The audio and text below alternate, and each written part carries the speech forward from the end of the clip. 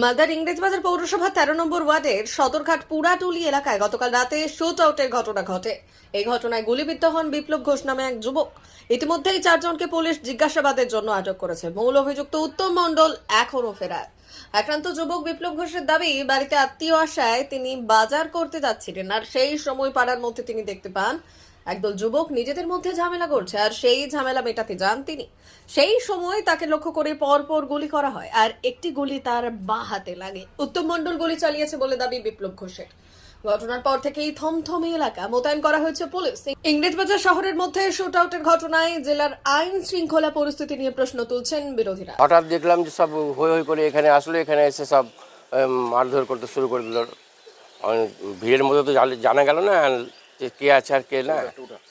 হ্যাঁ, এভাবে মারপিটটা শুরু হলো। তারপরে একবার গুলিও চললো। গুলিটা কোথা থেকে চললো, কে মারলো, ওটা আমরা বুঝতে পারলাম না। কোথা থেকে আসছে এইসব আগ্নেয়াস্ত্র? এ তো বলতে পারবো না। সমাজ বিরোধীদের আখড়া বাড়ছে কি এখানে? না না, সমাজ এগুলো সব বন্ধু বান্ধবদের, নিজেদের, ওদের ওরা নিজেরাই সব। আপনাদের ওই এলাকায় ওই গন্ডগোলটা ওইখান থেকে হয়ে এখানে এসছে। এমনি এলাকায় কি বাইরের লোকজন বেশি ঢুকছে? না না, বাইরের লোক নাই। মানে আপনি নেশাপত্র এখানে বিক্রি হয়, মাঝে সাঝে নেশাপত্র বিক্রি হয়, সে আসে, ছেলেপেলেরা বাইরের আসে, না আসে না। বুঝলাম, শহরে একের পর এক গুলি চলছে, কোথাও দাঁড়িয়ে আতঙ্কিত?